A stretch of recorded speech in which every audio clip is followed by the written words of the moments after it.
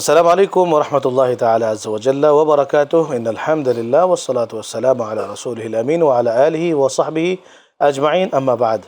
দূরে এবং কাছে, দেশে এবং প্রবাসে যেই প্রান্ত থেকে আপনাদের প্রিয় অনুষ্ঠান শাহনশাহ জিয়াউল হক মাঝভান্ডারী ট্রাস্ট কর্তৃক আয়োজিত রমজানের বিশেষ ধারাবাহিক অনুষ্ঠান আলোকধারা দেখছেন, সকলকে জানাচ্ছি আন্তরিক শুভেচ্ছা এবং মোবারকবাদ। আশা করছি সবাই ভালো আছেন এবং সুস্থ আছেন এবং সেই সাথে পবিত্র রোজা ব্রত পালন করতে পারছেন আলহামদুলিল্লাহ। প্রিয় দর্শক, আজকে অনুষ্ঠান শুরু করার আগে আজকের অনুষ্ঠানে যিনি আমাদের সম্মানিত অতিথি রয়েছেন তার সাথে আপনাদেরকে পরিচয় করিয়ে দেওয়ার মাধ্যমেই আমরা অনুষ্ঠান শুরু করতে চাচ্ছি। আজকে আমাদের সাথে রয়েছেন ঢাকা বিশ্ববিদ্যালয়ের ইতিহাস এবং সংস্কৃতি বিভাগের সম্মানিত সাবেক চেয়ারম্যান, উপস্থাপক এবং বিশিষ্ট মিডিয়া ব্যক্তিত্ব প্রফেসর ডক্টর মোহাম্মদ আতাউর রহমান মিয়াজি। আসসালামু আলাইকুম ওয়া রাহমাতুল্লাহি ওয়া বারাকাতুহু। মোহতারাম, আজকে আমরা যে বিষয় নিয়ে আলোচনা করব সেই বিষয়টি আমরা আলোচনার আগে আমাদের স্ক্রিনে আমাদের যারা দর্শক রয়েছেন তাদের সাথে আমরাও একটু দেখে আসি। প্রিয় দর্শক, চলুন আমরা আজকে কি বিষয় নিয়ে আলোচনা করতে যাচ্ছি একটু আমরা স্ক্রিনে দেখে নিই। ইসলামের ইতিহাস ঐতিহ্যের মাস রমজান ইতিহাসের পাতায় এক স্বর্ণালী অধ্যায়। এই মাসে নাজিল হয়েছে মানবতার মুক্তিদূত আল কোরআন। বদর থেকে মক্কা বিজয় ইসলামের ইতিহাসের বড় বড় মোড় ঘুরেছে এই মাসেই। রমজান আমাদের স্মরণ করিয়ে দেয় সত্যের পথে অবিচল থাকার অদম্য সাহস। এটি কেবল ব্যক্তিগত ইবাদতের মাস নয়, বরং সামাজিক সাম্য ও ইসলামী ঐতিহ্যের ধারক। বর্তমান প্রজন্মের কাছে রমজান হোক সেই শেকড় খুঁজে পাওয়ার মাস, যেখানে বীরত্ব আর আধ্যাত্মিকতা মিলেমিশে একাকার। আমাদের ঐতিহ্য, আমাদের পরিচয়, আর রমজান হলো সেই পরিচয়কে সমুন্নত রাখার শ্রেষ্ঠ সময়। প্রিয় দর্শক, আমরা আজকে আমাদের বিষয়টি পেয়ে গিয়েছি এবং আজকে আমাদের আলোচ্য বিষয় হচ্ছে ইসলামের ইতিহাস ও ঐতিহ্যের মাস মাহে রমজান।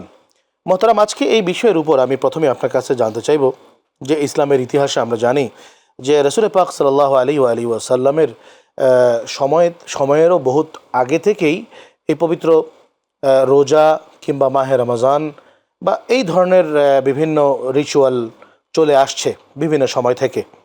তো এটি ইসলামের ইতিহাসে এত গুরুত্বপূর্ণ কেন হলো? নাহমাদুহু ওয়া নুসাল্লি ওয়া নুসাল্লিমু আলা রাসূলিহিল কারীম, আম্মা বা'দ। ধন্যবাদ প্রিয় উপস্থাপক, অত্যন্ত চমৎকার একটি বিষয়ের অবতারণার জন্য।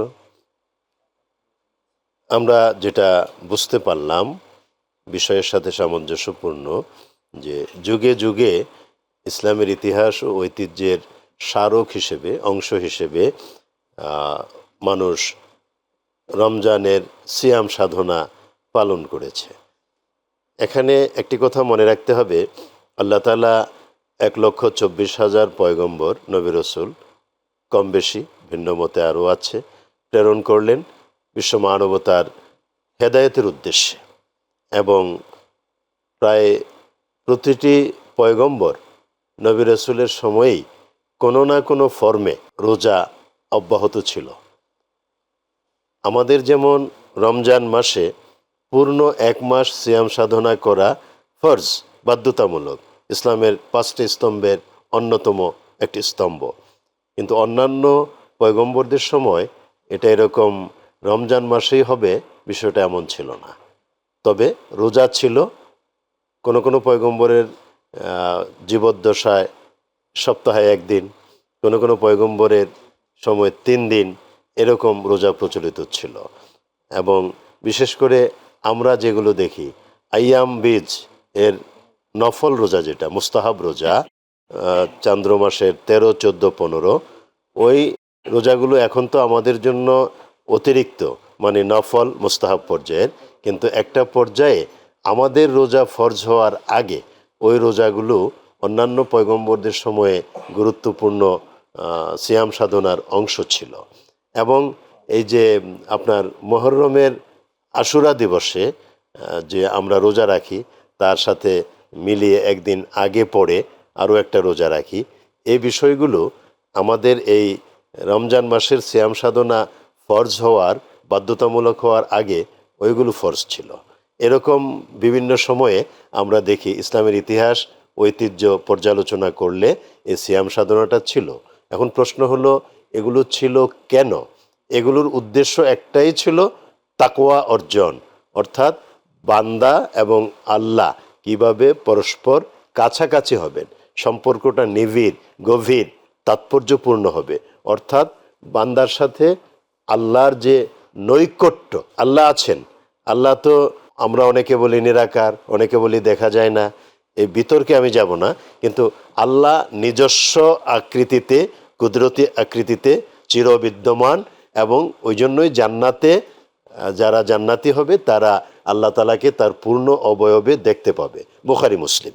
সুতরাং আল্লাহ তালার এই যে আকৃতি এবং আল্লাহর সান্নিধ্য অর্জনের জন্য, নৈকট্য অর্জনের জন্য আল্লাহ তাআলা যে কয়টা হুকুম বান্দার জন্য অত্যাবশ্যক করে দিয়েছেন, এর ভিতরে একটা হলো এই সিয়াম সাধনা, রোজা রাখা। এবং প্রতিটি পয়গম্বর নবী রাসূলের সময়ে এই রোজা পালনের উদ্দেশ্যটাই ছিল আল্লাহ তাআলার নৈকট্য অর্জন। আরেকটা বিষয় আপনার কাছে জানা রয়েছে, তা হচ্ছে রমজানের সময় আমরা শুধুমাত্র যে রোজাই রাখি, ইবাদতই করি তাই কিন্তু নয়, বরং প্রত্যেকটা দেশে মুসলমানদের ভিন্ন ভিন্ন কালচার রয়েছে। সো এই কালচার পালনের মাধ্যমে যে ঐতিহ্যের রক্ষা, এটি পবিত্র রমজানের সময় যে আমরা করে থাকি, এটি কতটুকু প্রভাব ফেলে সমাজের উপরে? দেখুন, কালচার আপনি যেটা বললেন ওইটাই ঐতিহ্য, হেরিটেজ। কালচার এবং দ্যাট ইজ সংস্কৃতি, মূল্যবোধ, ঐতিহ্য, এগুলো পরস্পর সম্পর্কযুক্ত এবং কাছাকাছি। তো সেই ক্ষেত্রে সবগুলো কালচারই কিন্তু মানুষের জন্য গ্রহণযোগ্য না। যেগুলো শালীন, পরিশীলিত, মার্জিত, ওই ধরনের কালচারগুলো, ঐতিহ্যগুলো, সংস্কৃতিগুলো, মূল্যবোধগুলো আমাদের জীবন গঠনের জন্য অপরিহার্য, এবং এর একটা ধর্মীয় আধ্যাত্মিক গুরুত্বও এর ভিতরে আছে। সুতরাং ওই মূল্যবোধগুলোকে এর অবস্থানে রেখে যদি বিভিন্ন জাতি সমাজের মধ্যে এটার চর্চা হয়, তাহলে ওটা দূষণীয় হওয়ার কোনো কারণ নেই। ওটাকে আমরা এবাদতের অংশ হিসেবে, মুআমালাত হিসেবে এটার অন্তর্ভুক্ত করে চর্চা করতে পারি, এবং ওই মুআমালাতটা, ঐতিহ্যটা, সংস্কৃতিটা, আদর্শ মূল্যবোধটাও এক ধরনের এবাদত। এবং শুধু তাই নয়, আপনি জানেন যে বিভিন্ন দেশে রমজানের ইফতারের সময় ইফতারের যে ঘোষণাটা, সেটা বিভিন্নভাবে কিন্তু দেওয়া হয়। জি, যেমন ভারতে আপনি দেখে থাকবেন যে লাল মসজিদ যেটা আছে, জাতীয় মসজিদ সেই দিল্লিতে, সেই দিল্লির মসজিদে সেখানে তোপধ্বনি করা হয়, তোপধ্বনির মাধ্যমে সেখানে মানুষকে জানানো হচ্ছে। আবার সুদানে আমি দেখেছি সেখানে বিশাল বড় ঘন্টা আছে, সেই ঘন্টায় 3টা বাড়ির মাধ্যমে বোঝানো হয় যে এখন ইফতারের সময় হয়েছে। এরকম বিভিন্ন দেশে কিন্তু বিভিন্ন রকম, যেমন আমাদের বাংলাদেশে তেলাওয়াতুল কোরআন চলতে থাকে রেডিওতে, এবং ইফতারের সময় হয়ে গেলে রেডিও টেলিভিশনে কিন্তু একটা ঘোষণা দেওয়া হয়, আর কিছুক্ষণের ভিতরেই ইফতারের সময় হতে চলেছে। এই যে এগুলো প্রত্যেকটা জিনিস কিন্তু কালচারের মাধ্যমে মানুষ এই ধর্মটাকে আরও অনেকটা আপন করে নিতে পারে। আমি আপনার কাছে জানতে চাইব যে পবিত্র রমজানে কিভাবে ভ্রাতৃত্ব ও ন্যায় প্রতিষ্ঠায় এই রমজান মাসটা আমাদেরকে সহযোগিতা করে, খুব শর্টলি বলবেন। ভ্রাতৃত্ব এবং ন্যায় প্রতিষ্ঠা দুটো বিষয়। দেখুন, এই যে রোজা রাখি, আমি যদি ওই উদাহরণটাই দিই, ইফতার এবং সাহরি, যেটা আমাদের সমাজে বিশেষ করে ঢাকাতে বেশ কয়েক বছর যাবৎ ওই চর্চাটা হচ্ছে, ওই সময়টাতে আমরা এককভাবে ইফতার সাহরি না করে সম্মিলিতভাবে যেভাবে ইফতারটা করি, কালচারটা যেভাবে আমাদের ভিতরে বদ্ধমূল হয়েছে, এতে করে কিন্তু এই যে ইসলামে ভ্রাতৃত্ববোধের যে একটা সুস্পষ্ট ধারণা, এর মাধ্যমে আমরা দেখতে পাই এবং ওটা প্রতিষ্ঠিত হয়। এবং এই যে উখওয়াত, এই যে ভ্রাতৃত্ববোধ, এই ভ্রাতৃত্ববোধটা আমাদের মধ্যে এত শক্তিশালী একটা মহা অস্ত্র হিসেবে কাজ করে, এটা ঐক্যের একটা বড় দিক নির্দেশনা।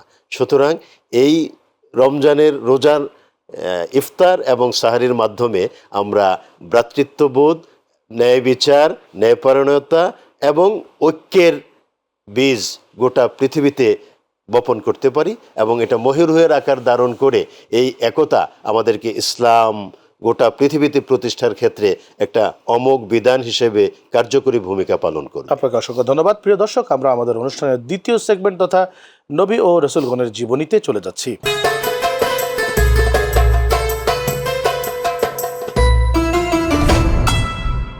নবী এবং রসুলগণের জীবনীতে আজকে আমি আপনার কাছ থেকে জানতে চাইব হযরতে ইউসুফ আলাইহিস সালামের জীবনের কিছু অংশ। ধন্যবাদ আপনাকে। এক বিশাল চ্যাপ্টার ইউসুফ আলাইহিস সালামের জীবন সম্পর্কে আমি নিজে কথা বললো ইনশাল্লাহ 100 পর্ব মিনিমাম বলতে পারবো। তার জীবনে এত কিছু আছে, সুতরাং ওটাকে কয়েক মিনিটে বলা খুব কঠিন ব্যাপার। তারপরেও উল্লেখযোগ্য কয়েকটা বিষয় আমি এক এক করে তুলে ধরছি। যেমন দেখুন, আগের সময়ে নবী রসুলদের ভেতরে যে সেজদা যেটাকে আমরা বলি তাজিমি সেজদা, এবং ওটার প্রচলন আগে ছিল, যেটা সূরা ইউসুফে ইউসুফ আলাইহিসসালামের স্বপ্নের ভেতর দিয়ে প্রকাশ পেয়েছে।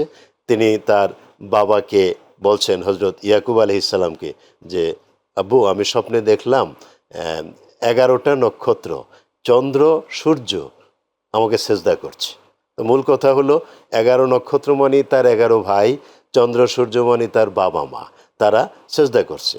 ইয়াকুব আলাইহিসসালাম বুঝতে পারলেন যে আমার এই ছেলে আল্লাহ তাআলার পক্ষ থেকে রসুলদের অন্তর্ভুক্ত হবেন, এতে বোঝা যায় সিমটমটা। আলটিমেটলি তিনি সতর্ক করে দিলেন, বাবা, এই বিষয়টা তুমি গোপন রাখো, তোমার ভাইদের মধ্যে প্রকাশ করো না, তাহলে হিতে বিপরীত হয়ে যাবে। আলটিমেটলি এটা ভাইদের ভিতরে প্রকাশ পেয়ে গেল। ভাইরা তার বিরুদ্ধে ষড়যন্ত্রই করতে লাগলো। বাবার কাছে অনুমতি চাইলো যে আপনি তো আমাদেরকে বিশ্বাস করেন না, ইউসুফকে আমাদের সাথে দিলে খেলাধুলা করতে পারে, আমাদের সাথে দৌড়াতে পারে, ভালো লাগবে ওর। আলটিমেটলি একবার দিয়ে দিলেন এবং তারা তাকে ষড়যন্ত্র করে একটা কুয়োতে ফেলে দিল। আমরা জানি সবাই, এজন্য আমি খুব সংক্ষেপে বলছি। আলটিমেটলি একটা ব্যবসায়ী কাফেলা ওই রাস্তা দিয়ে অতিক্রম করার পথে তারা যখন কুয়া থেকে পানি তোলার জন্য বালতি নিক্ষেপ করলো, ইউসুফ আলাইহিসসালাম ওটা ধরলেন, ওরা টেনে উঠালো। বালতির পানির পরিবর্তে একজন চমৎকার বালক আসলেন। আলটিমেটলি তিনি হলেন হজরত ইউসুফ আলাইহিসসালাম। শেষ পর্যন্ত এই ঘটনা বিভিন্নভাবে প্রকাশ পেয়ে গেল। ওরা নিয়ে বিক্রি করলো। মিশরের বাদশার সাথে তিনি কিছু সময় কাটালেন। তার রূপ, সৌন্দর্য এবং সব কিছু মিলে বাদশার যে স্ত্রী জুলাইখা অনেকটাই মানুষের মন তো, মানুষের আবেগ একটা পর্যায়ে সৌন্দর্যের উপাসক মানুষ হয়। সেই হিসাবে ইউসুফ আলাইহিসসালামের প্রতি তার আসক্তি ক্রমান্বয়ে এমন পর্যায়ে গেল, জুলাইখা সীমা অতিক্রম করলেন, কিন্তু ইউসুফ আলাইহিসসালাম তার পাতানো ফাঁদে পা দিলেন না। তার মানে কি, হেফাজতের মালিক আল্লাহ, এবং আল্লাহ রব্বুল আলামিন তার পয়গম্বরদেরকে, নবী রসুলদেরকে যে এই ধরনের মানবীয় ওই যে প্রেমের আকর্ষণ, অবৈধ মেলামেশা ইত্যাদির প্রতি যে পয়গম্বররা ঝুঁকেন না, আল্লাহর খাস রহমত, আল্লাহ তাআলা যে তাদেরকে হেফাজত করেন, এখান থেকে এটা প্রমাণ হয়ে গেল। আলটিমেটলি ছড়ে গেল যে জুলাইখা তার প্রেমে পড়ছে ইত্যাদি ইত্যাদি।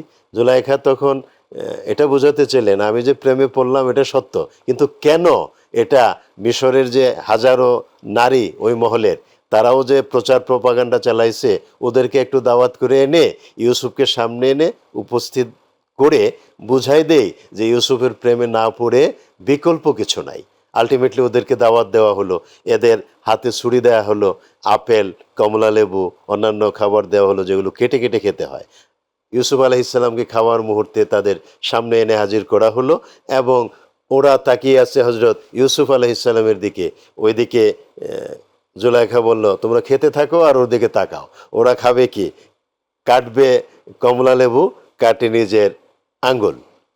এই যে অবস্থা, তার মানে ইউসুফ আলাইহিসসালাম যে সত্যিই এক মহা আকর্ষণ, আল্লাহ প্রদত্ত আকর্ষণ, এটা এখানেও প্রমাণ হয়ে গেল।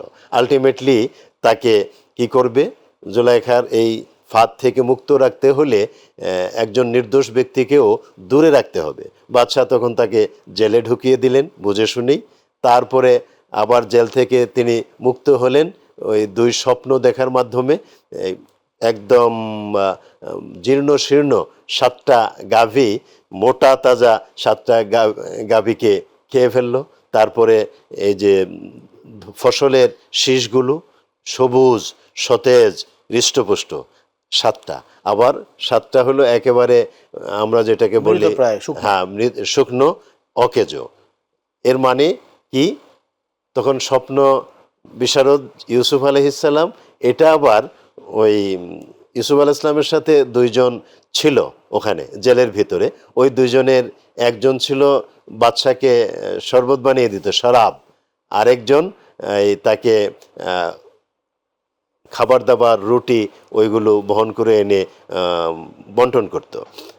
ওরা স্বপ্নে দেখলো যে শরাব যে বানায় দেয় ও শরাব বানাচ্ছে, বাচ্চাকে আবার পরিবেশন এভাবে করছে। করে বিভিন্ন মানে বিভিন্নভাবে পরিক্রমা পার বুঝিয়ে হয়ে দেওয়া আজ হলো নবী যে ইসলাম মিশরের বাদশা হলেন। হ্যাঁ, তো সব মিলে টিলে তিনি প্রথমে অর্থমন্ত্রী হলেন এবং পরবর্তীতে মিশরের বাদশাহ হলেন, এবং বাদশাহ হয়ে নিজের ভাইদেরকে আবার একটা কারণ, ওই কারণগুলো আছে কোরআন কারিমে, আমি সময়ের অভাবে বলতে পারলাম না, তাদেরকে ডেকে আনলেন, বাবাও আসলেন এবং আলটিমেটলি তাকে সেজদা করা হলো, তার মানে আত্মসমর্পণ করা, এবং তারা নিজেদের ভুল বুঝে ক্ষমা প্রার্থনা করলো, ইউসুফ আলাইহিস সালাম ক্ষমা করে দিলেন। এরপর আরও অনেক কথা, এখান থেকে আমরা কয়েকটা পয়েন্ট মানুষের বোঝার জন্য পাই। নাম্বার হলো, ভাইয়েরা ষড়যন্ত্র করেছিল কিন্তু ষড়যন্ত্র ব্যর্থ হলো, ইউসুফ আলাইহিস সালাম তাদেরকে মাফ করে দিলেন। তার মানে প্রথমে অমাকারু অমাকার আল্লাহ ওয়াল্লাহু খায়রুল মাকিরিন, ষড়যন্ত্রের বিষ দাঁত কীভাবে ভেঙে দিতে হয় আল্লাহ তাআলা ভালো করে জানেন, এবং ইউসুফ আলাইহিস সালাম ওটা বোঝার পরেও মাফ করে দিয়ে ভ্রাতৃত্বের পুনঃপ্রতিষ্ঠা করলেন, পৃথিবীর মানুষকে বুঝাই দিলেন একজন তোমার বিরুদ্ধে ষড়যন্ত্র করলেও ভাইয়ে ভাইয়ে কখনো বিচ্ছিন্ন হয়েও না, আজকে বরং আপনার ঐক্যবদ্ধ কাছ থাকো। থেকে হযরত ইউসুফ আলাইহিস সালামের ঘটনা থেকে আমরা এই একটি শিক্ষা আপাতত গ্রহণ করছি যে ভাই ভ্রাতৃত্ব বন্ধনকে যে অটুট রাখা যায় কিভাবে, মাফ করে দেওয়ার মাধ্যমে হযরত ইউসুফ আলাইহিস সালাম উজ্জ্বল এর দৃষ্টান্ত। ধন্যবাদ আপনাকে। প্রিয় দর্শক, আমরা এ পর্যায়ে আমাদের অনুষ্ঠানের তৃতীয় সেগমেন্ট তথা রমজান বিষয়ক জিজ্ঞাসায় আমরা চলে যাচ্ছি।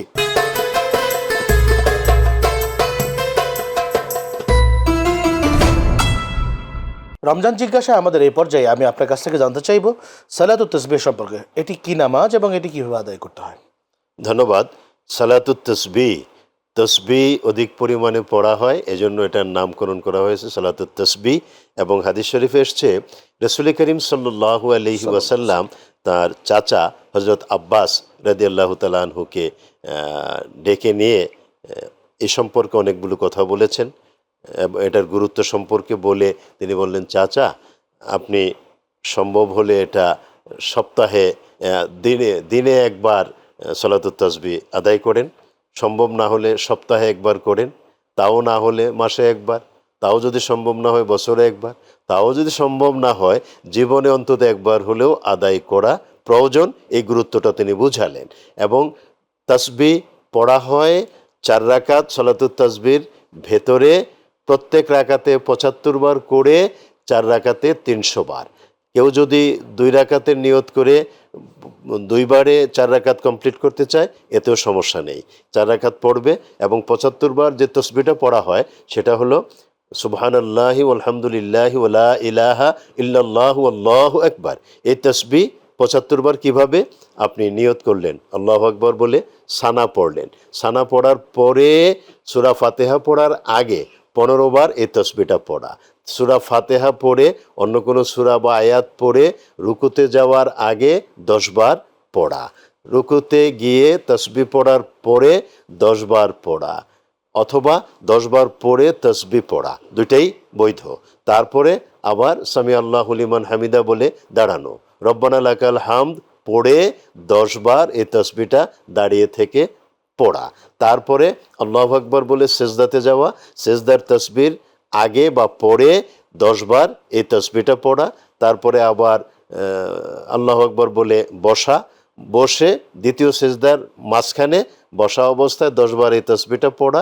তারপরে দ্বিতীয় সেজদাতে গিয়ে ওই তাসবিহ 3 বার পড়ার আগে অথবা পরে 10 বার এই তাসবিহটা পড়া, তাইলে এখানে কিন্তু 75 বার হয়।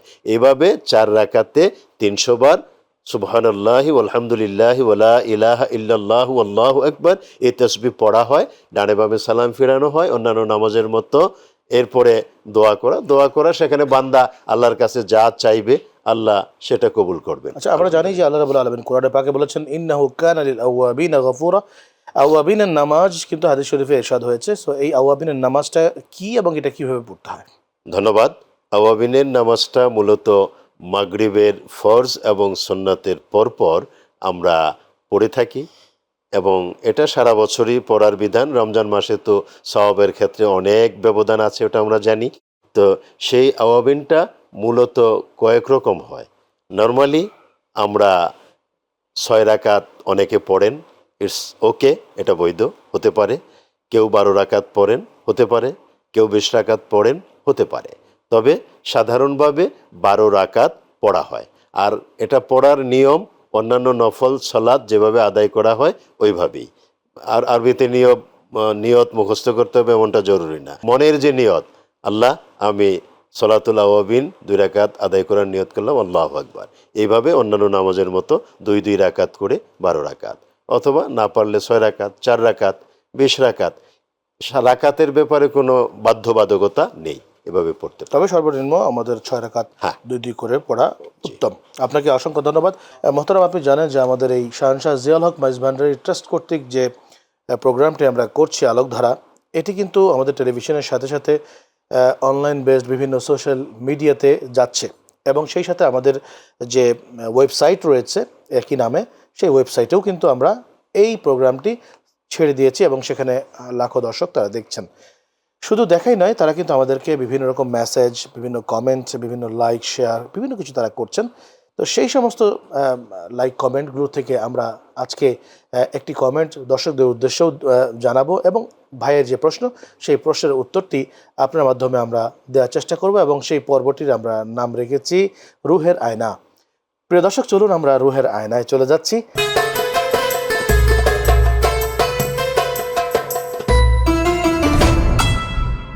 আজকে আমাদের এক ভাই আমাদেরকে হোয়াটসঅ্যাপের মাধ্যমে SMS করেছেন। যেহেতু আমাদের পেজে হোয়াটসঅ্যাপের লিঙ্ক দেওয়া আছে, তার ভিতরে ক্লিক করলেই সরাসরি হোয়াটসঅ্যাপ মেসেজে চলে যাওয়া যায়। সেই মেসেজে আমাদের এক ভাই, দুঃখিত, আমাদের এক বোন, তিনি আমাদেরকে মেসেজ করেছেন যে ঈদের আনন্দ কি শুধু নতুন পোশাকে, নাকি নফসের যে দাসত্ব রয়েছে সেই দাসত্ব থেকে মুক্তির ভেতরেও ঈদের আনন্দ রয়েছে।